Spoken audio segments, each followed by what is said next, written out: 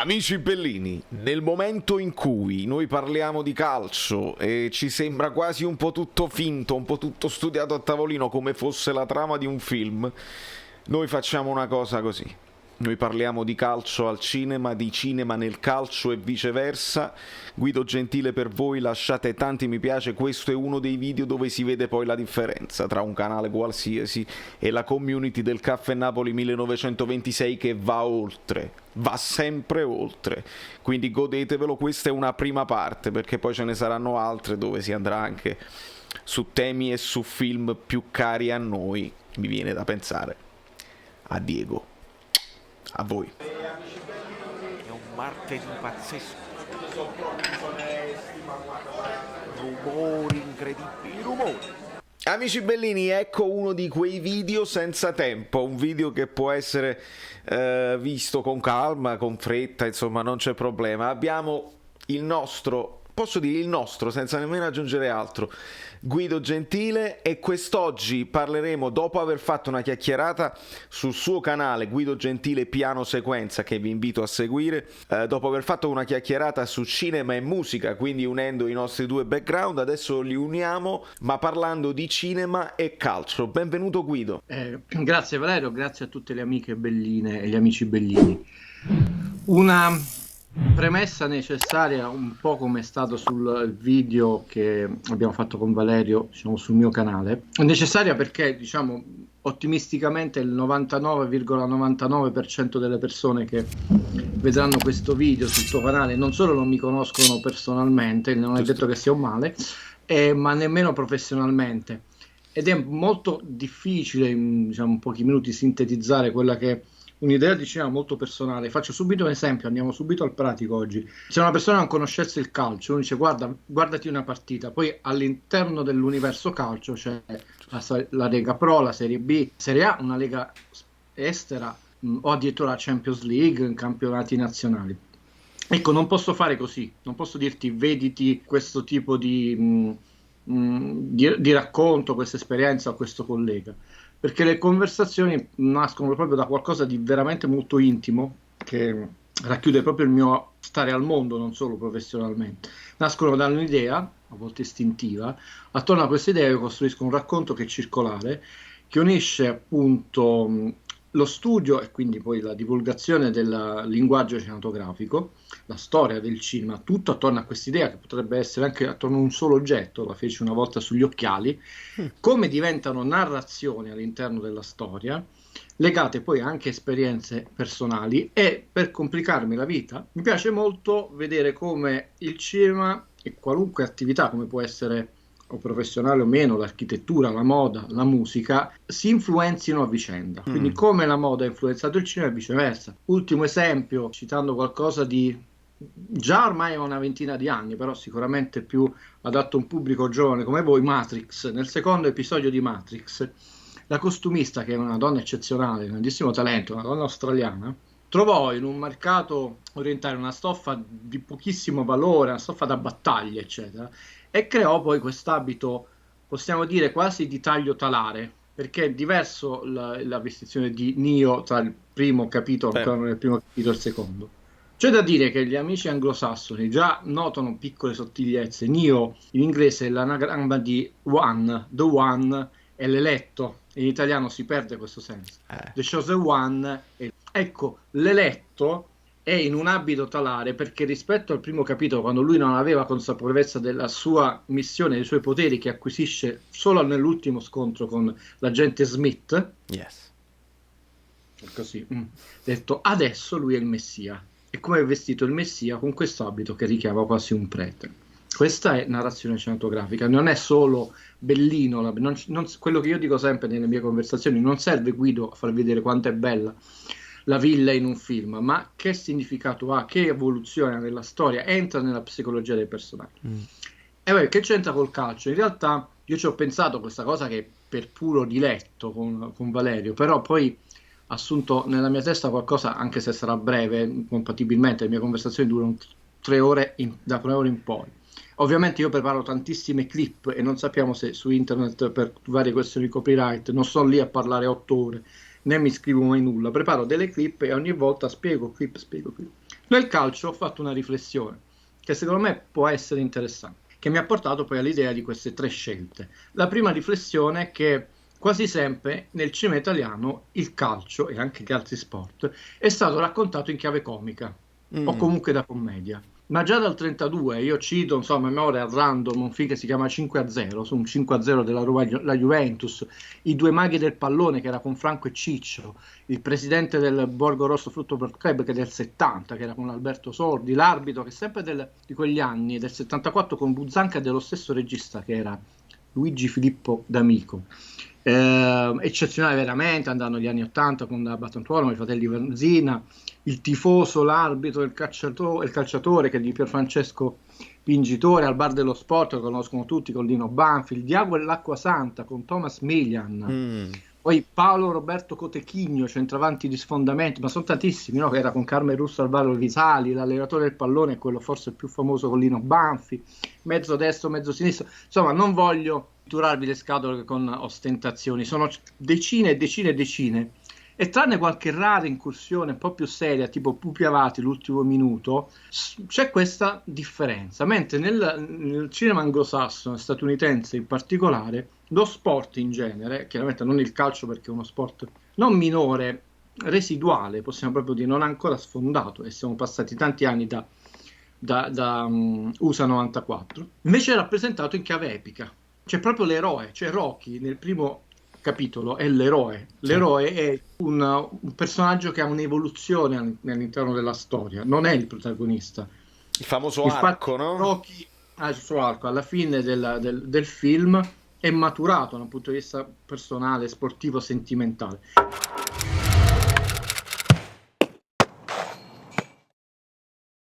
Nel secondo e terzo capitolo è il protagonista, rimane sempre che vince. Ecco, la retorica sportiva gli statunitensi l'hanno utilizzata per rendere ancora più grande e più epico la loro nazione e il racconto della loro nazione attraverso lo sport.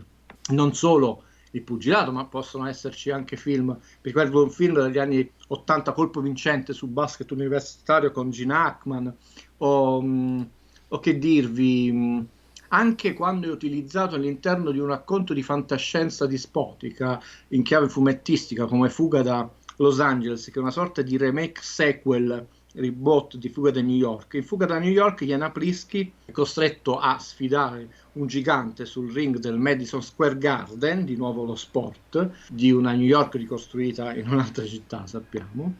Nel remake sequel reboot, questo strano film che fu Fuga da Los Angeles, lui all'interno del Coliseum, che è uno stadio realmente esistente a Los Angeles, c'è un campo da basket e la sfida della sopravvivenza è contro se stesso, contro il tempo, in questa sfida a basket devi fare 5 canestri, 10 punti. Perché 10 punti? Il nichilismo di John Carpenter, perché la regola dei 3 punti nell'NBA è una stronzata. Quindi inserisci lo sport, la sfida epica, l'eroe, Jan Aplisky, e addirittura contesti una regola che secondo te ha cambiato in peggio il basket. No? Tutto questo in Italia manca, diciamo. E c'è un'altra riflessione, che poi andiamo subito alla mia prima clip, che noi abbiamo veramente centinaia, poi uno non li vuole citare tutti, film sul calcio in Italia, e ci sono anche tanti film esteri in chiave surreale, non so, quello il mio amico Eric, con Eric Cantona. Insomma, gli esempi sono veramente molteplici e non solo in chiave comica o commedia, anche all'estero, però nessun film è memorabile. Pensate che ossimoro, che dicotomia, cioè lo sport più popolare del mondo, quello più diffuso, attenzione, non diciamo il più bello come molti dicono, perché chi stabilisce che è più bello? Una persona che ama la pallanuoto, per lui quello è lo sport più bello, però sicuramente quello più diffuso, per ragioni troppo lunghe adesso da spiegare.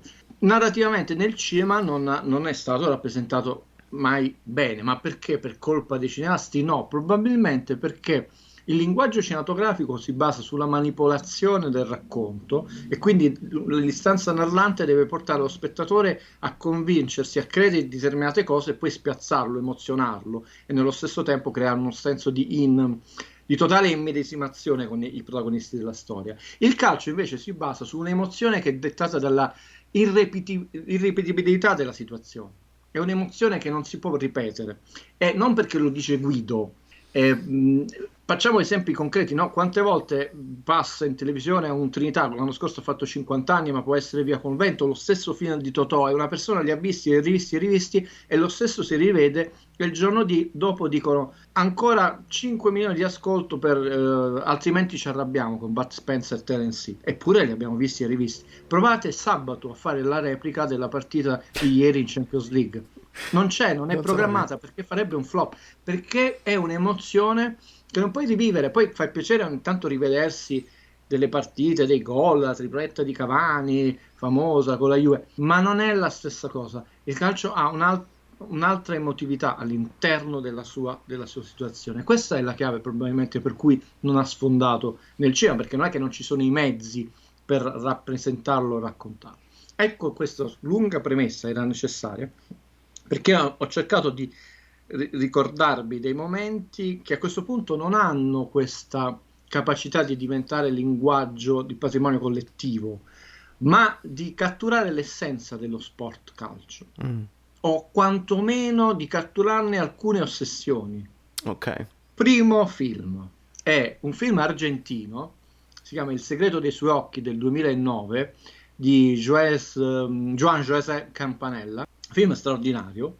All'epoca vinse l'Oscar, pensate, era solo la seconda volta che un film argentino aveva vinto l'Oscar, la prima volta era successo nel 1985, devo raccontare proprio perché immagino nessuno di voi o pochi di voi conoscano la scuola. Tra l'altro l'ho citato nella mia lezione sui piano sequenza, non per autocitarmi. C'è un ex aiutante procuratore distrettuale, ma in pensione, che vuole scrivere un libro e piuttosto che basarlo sulla finzione attinge ai suoi ricordi, soprattutto a un annoso, doloroso caso irrisolto di cronaca nera di stupro. E questo il film si basa tutto su un continuo flashback, un doppio parallelismo della storia tra il 99 e il 74.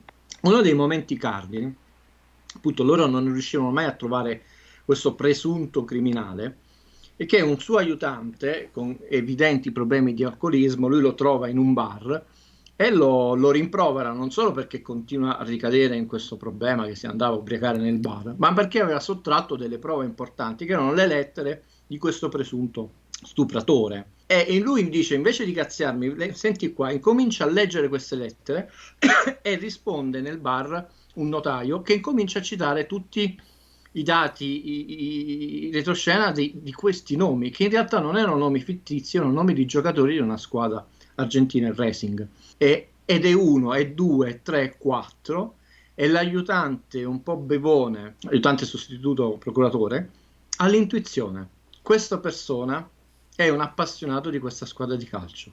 E quindi, nonostante sia un fuggiasco, nonostante viva in una situazione molto precaria, no? Perché sei costretto a cambiare continuamente luogo, a fuggire, a vivere di espedienzi, però non riesci a staccarti dalla tua passione. E anche quando scrivi alla mamma fai dei riferimenti, dei parallelismi, delle metafore legate ai tuoi calciatori del cuore, perché come dissi tra l'altro mi sembra una volta nella vostra bellissima trasmissione chiacchierata con voi, quell'uomo può fare qualsiasi cosa per sembrare diverso.